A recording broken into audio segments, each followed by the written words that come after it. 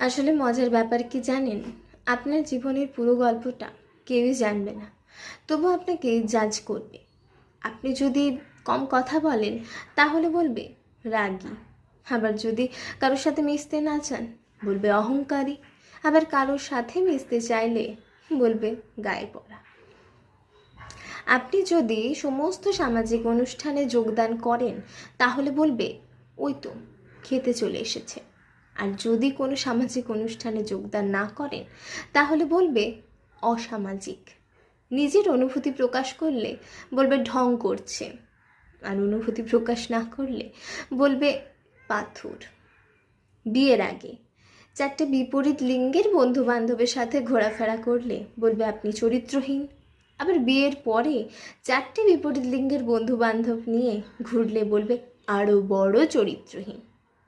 আসলে আমরা কেউই কারোর গল্পটা জানি না। আপনি যদি নিজের উপার্জনের টাকায় কাউকে সাহায্য করতে চান তাহলে বলবে শো অফ করছে। প্রেমিক যদি বড়লোক হয় তাহলে বলবে গোল্ড ডিগার।